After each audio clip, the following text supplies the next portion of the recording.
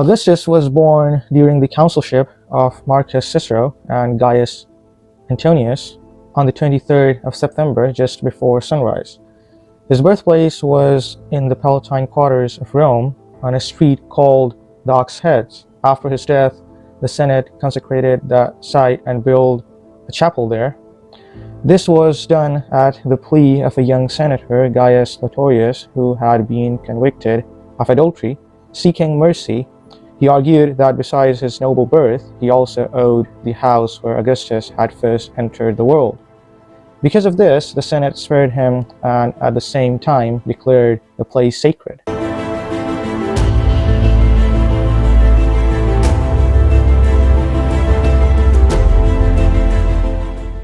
In Suetonius' time, Augustus' nursery still stood in Tree in a small villa belonging to his family.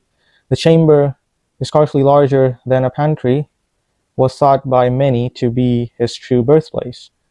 No one entered it except out of reverence or necessity, for it was long believed that those who did so rashly were struck with paralysis or terror. One story tells of a man who, choosing to lodge there, was suddenly hurled from his bed in the night and left half dead outside the door.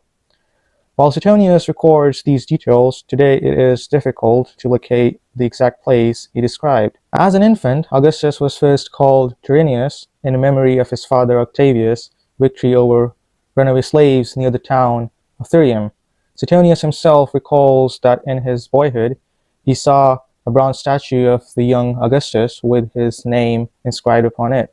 Later, Mark Antony mocked him in his letter by using the name Tyrrhenius, to which Augustus replied only that he was surprised. Antony considered a mere name an insult. He later assumed the name Gaius Caesar after his great-uncle Julius Caesar, and finally that of Augustus, a title granted by decree of the Senate. At the motion of Menicius Plancus, some had wished to call him Romulus, as though he was the second founder of the city, but Augustus was chosen instead. The title carried a sacred meaning, used in religious rites to signify consecration and greatness. Quintus Ennius had written, "When glorious Rome by August augury was built," these lines from his Annals, an epic poem in 18 books composed in diactylic hexameter and modeled on Homer, narrated the mythical and historical origins of Rome. The work served as Rome's national epic until it was later overshadowed by Aeneid.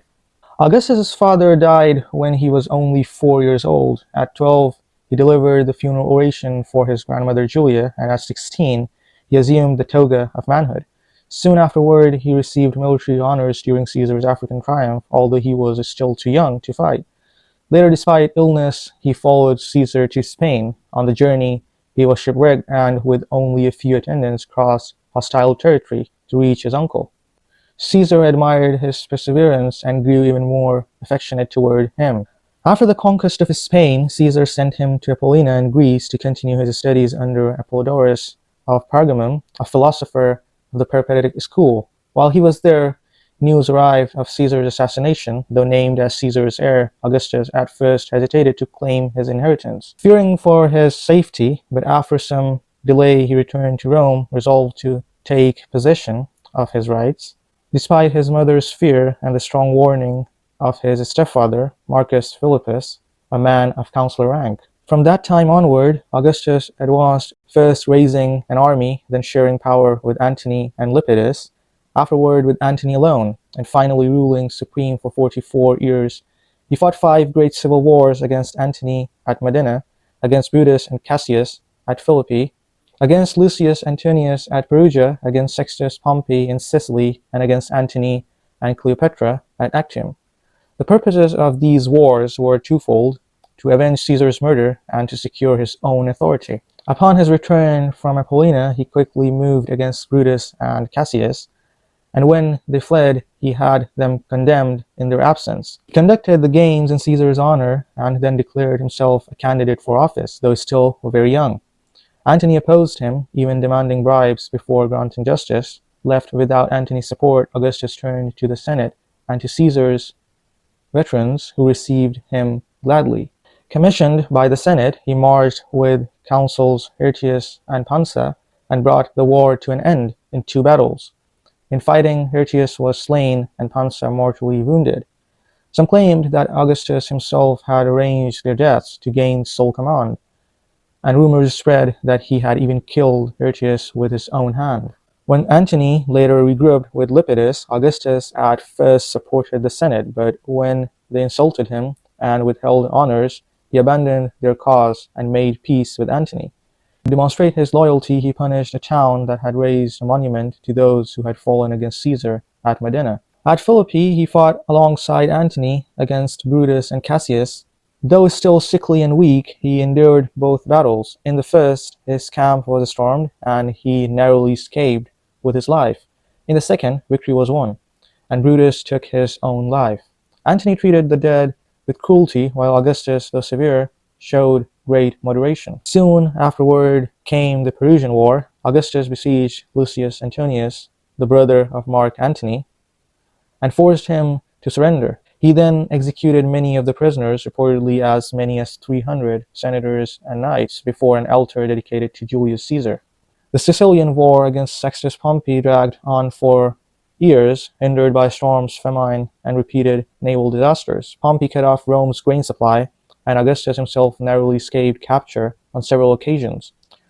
At last, he built a new fleet, manning it with 20,000 freed slaves, and after much hardship won the victory. The final struggle was the great war against Antony and Cleopatra. Their alliance, long and easy, finally collapsed. At Actium, Augustus secured the decisive naval battle.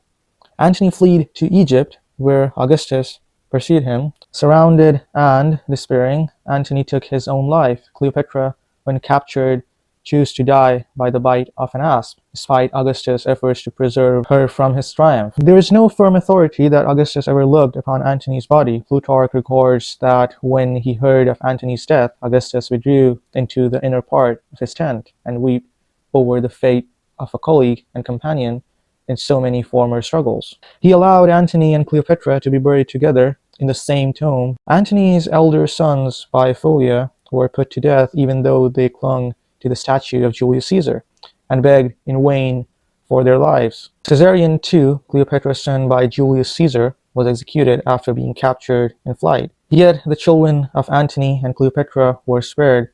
Augustus raised them with honor, treating them as though they were of his own family.